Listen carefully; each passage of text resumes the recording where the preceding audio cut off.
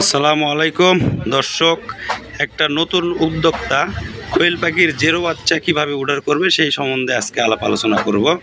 এই যে দেখেন, শুরুতেই আমরা কিন্তু বোর্ড দিয়ে চারপাশে ঘিরে দেওয়ার পরে এই যে দেখেন খাদ্য সোনালী স্ট্যান্ডার্ড ফিট, এটা কিন্তু আমরা মেশিনের থেকে ভাঙিয়ে নিয়ে আসে একটা কাগজ কাটাই কাগজের উপরে কিন্তু আমরা রেখে দিছি। তাছাড়া বড় বড় দানা হলে কিন্তু এরা খেতে পারবে না, যেহেতু কোয়েল পাখির বাচ্চা অনেক ছোট। এরপরে তাপ নিয়ন্ত্রণের যে বিষয়টা, সেটা হচ্ছে কি, এই যে একটা হপার দেখতে পাচ্ছেন, এই একটা হপারে 4টা করে লাইট থাকে।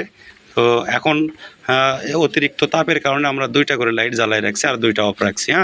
যখন আবার তাপের বেশি প্রয়োজন হবে তখন আমরা 4টা লাইটই জ্বালাই দেবো। তো এইভাবে তাপটা নিয়ন্ত্রণ করা লাগবে। ওদের যখন যে পরিমাণে তাপের প্রয়োজন হয় সেই পরিমাণ মতো তাপ দিতে হবে।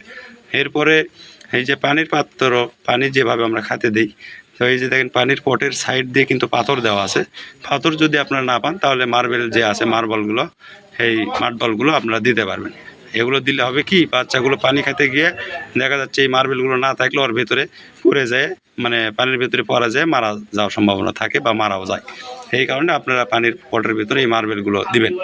এরপরে বুডারের দেখেন তাপ দেওয়া আছে, এরপরেও কিন্তু আমরা বুডারের সাইড দিয়ে শাড়ি বা আপনাদের যদি কোনো কাপড় চোপড় থাকে, কাপড় চোপড়গুলো দিয়ে রাখবেন। কারণ এটা দেওয়ার কারণ হচ্ছে বাইরে থেকে বাতাসটা যেন আর ভেতরে প্রবেশ না করতে পারে। তো এইভাবে আমরা বুডার করে থাকি। তো এই ছিল আজকের আলোচনা। তো আপনাদের যদি কারো কোয়েল পাখির জেরো বাচ্চা অথবা রেডি সাইজের কোয়েল পাখির প্রয়োজন হয় তাহলে স্ক্রিনে দেওয়া নাম্বারে যোগাযোগ করবেন।